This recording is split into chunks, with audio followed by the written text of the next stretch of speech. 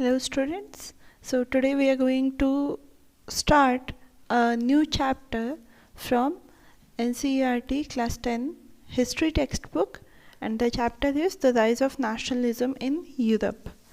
So the chapter starts with a painting by Frederick Soriot.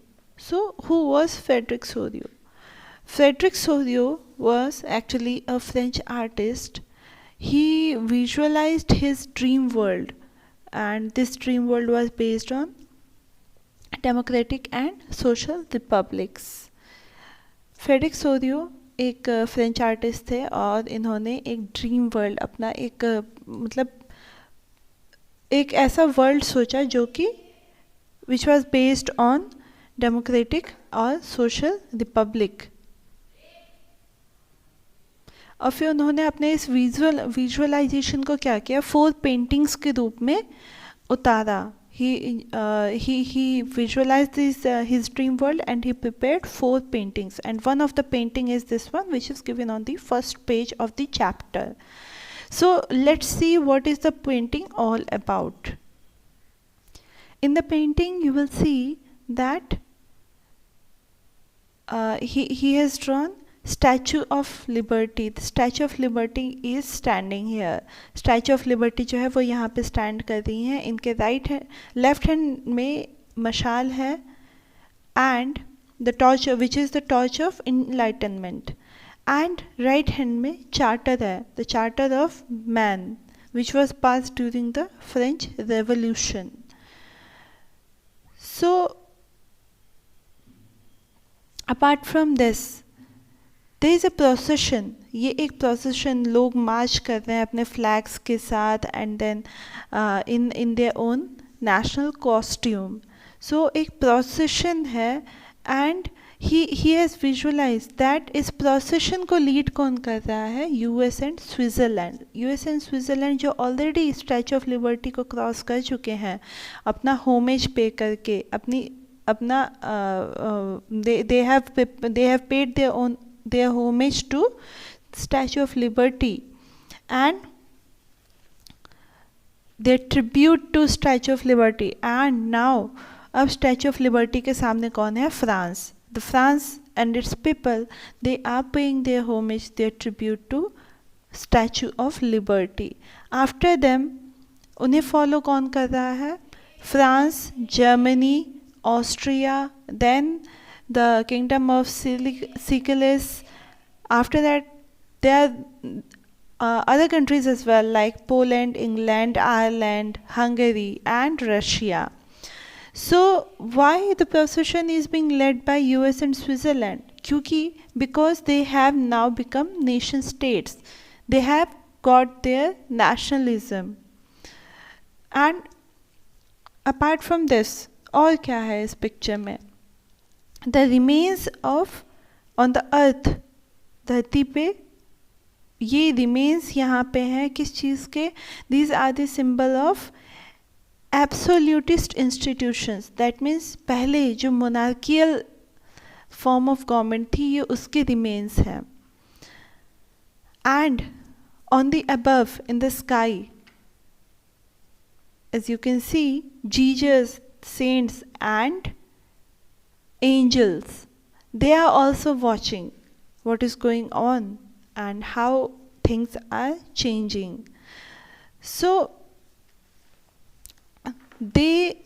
what are they? They actually symbolize Jesus को, Christ को and saints, angels को, जो आसमान से देख रहे हैं ये चीज़, इन्हें यहाँ क्यों शो किया गया? Because they symbolize fraternity in nations के बीच में, between these nations, the fraternity between these nations.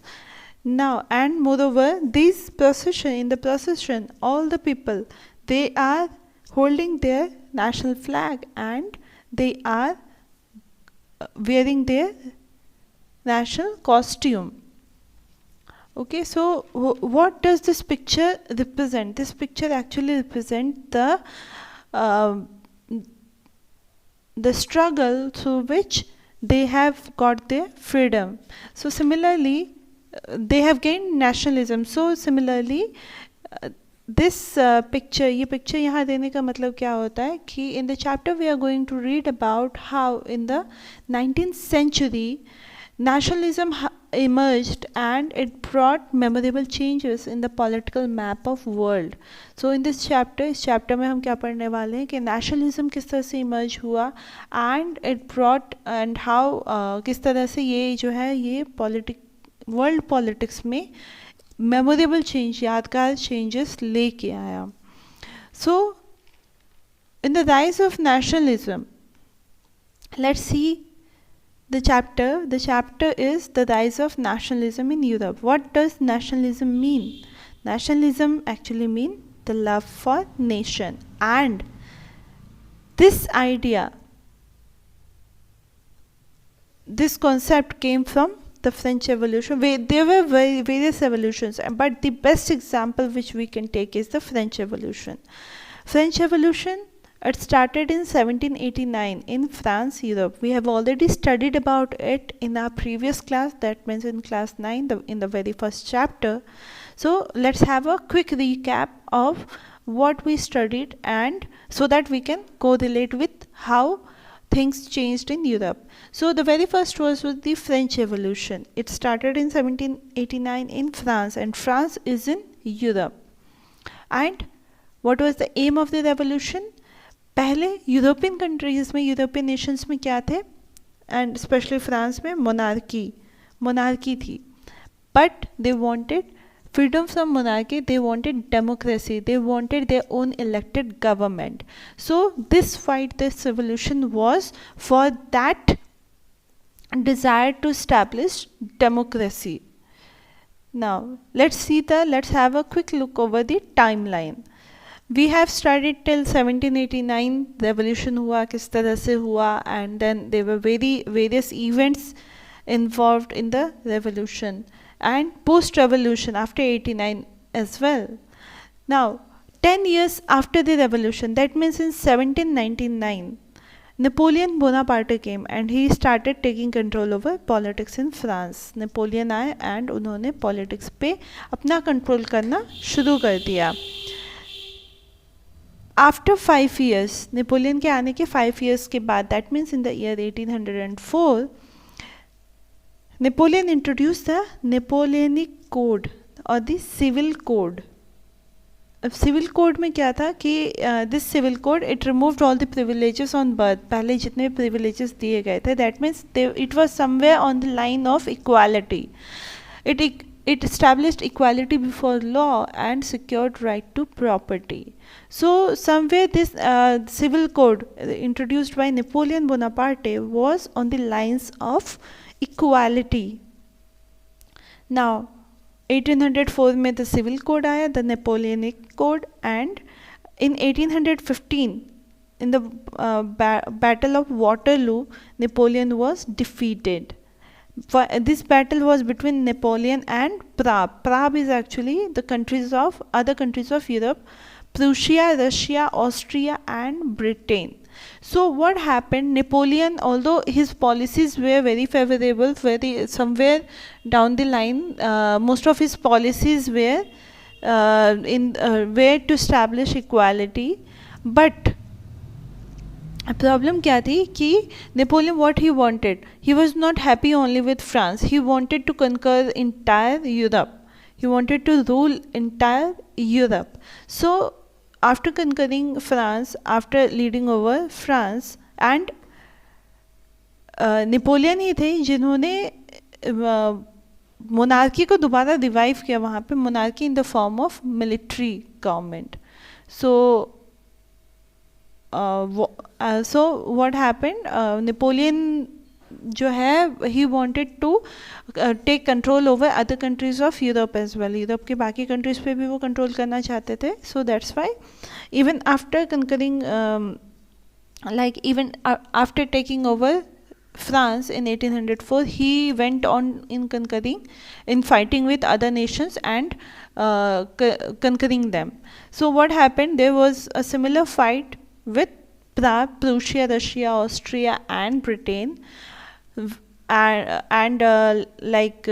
in this Battle of Waterloo. Waterloo is actually located at present in Canada. So in this Battle of Waterloo, Napoleon got defeated and Prague took control over France. So after taking control over France, what happened? Okay, so before proceeding, what happened after that? Let's see what were the reforms. Civil code के साथ भी क्या क्या चीज़ें जो है वो introduce हुई थी फ्रांस में. So Napoleon reforms. Let us first have a look over the what were the positive changes brought by this reform, or what were the positive things of this reform. The civil code, the Napoleonic code, it was exported to regions of French control. There were other regions of French control as well. So वहाँ पे भी ये reforms जो हैं वो introduce किए गए. Then next is okay, what were the reforms? The reform according to civil code क्या हुआ था? सारे privileges based on birth उन्हें हटा दिए गए थे. इक्वालिटी बिफोर लॉ इस्टेब्लिश की गई थी and right to property secure किया गया था. So these things were exported to countries, taken to countries which were under French control.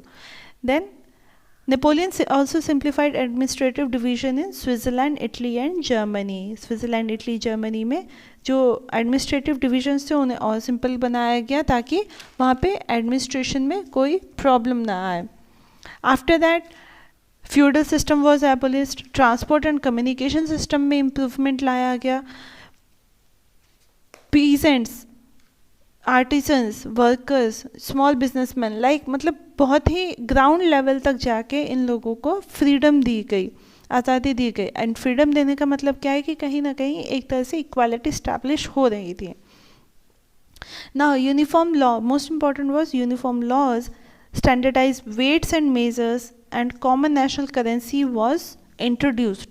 ये सारी चीज़ें लाई गई. लॉज जो है यूनिफॉर्म किया गया, सबके लिए एक तरह बराबर किया गया. वेट्स एंड मेजर्स को स्टैंडर्डाइज किया गया.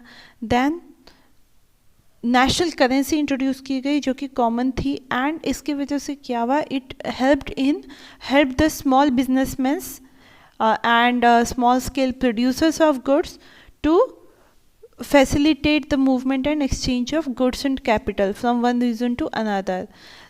Goods and capital को one region to another मतलब trading में बहुत help मिली, जिसकी वजह से interstate and intrastate trade में बहुत ज़्यादा help milli, because they got national currency which was common.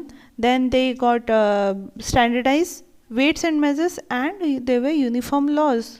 एक ही लॉ फॉलो करनी है, एक ही वेट एंड मेजर फॉलो करना है, एंड एक ही नेशनल करेंसी फॉलो करनी है. So things became easy.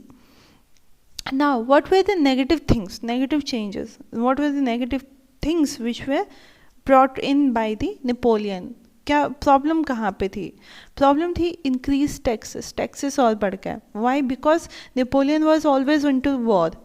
He always wanted to conquer more countries of Europe. So उसकी वजह से क्या हुआ? वॉर में तो खर्चा होता ही है. सो मनी कहाँ से आएगा? It always came from taxes. So taxes को went on increasing. censorship was abolished in France. लेकिन सेंसरशिप दोबारा इंट्रोड्यूस किया था नेपोलियन ने after 10 years of the revolution. इन सेंसरशिप में क्या था कि press, media, that means freedom of speech and expression जो दिया गया था किसी भी माध्यम से, उस पर गवर्नमेंट का कंट्रोल रहता था. Now the last one was forcing French enemies to conquer more territories in Europe. Napoleon was never satisfied only with France. He wanted to conquer more countries in Europe. So he always forced his armies, the French armies, to go on fight and to conquer more countries in Europe.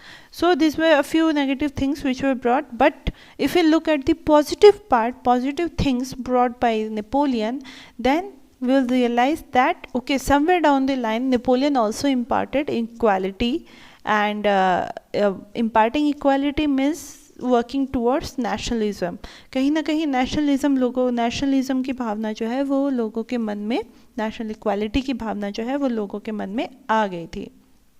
Now, we have read in the Battle of Waterloo, Napoleon got defeated by Prussia, Russia, Austria and Britain.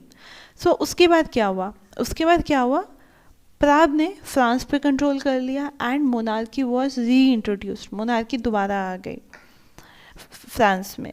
And this प्राग countries they sign treaty of Vienna which was a peace treaty कि हम और लड़ाई झगड़ा नहीं करेंगे, अब हम पीसफुल वे में रहेंगे and we will peacefully control this countries which we have conquered. So treaty of Vienna sign हुआ था एंड ट्रीटी ऑफ वियना ने क्या किया कि उसने बॉर्बन डायनेस्टी को दोबारा रीस्टोर कर दिया फ्रांस में. So students, if you remember during the French revolution जब हमने पढ़ा था तो we read about Louis 16. So Louis 16 was actually from Bourbon family. So this is the from the Bourbon dynasty. So this is the dynasty which was restored by Prague. Okay, so students, this was all for today and we will come up with next topic in our next video. Take care and have a nice day.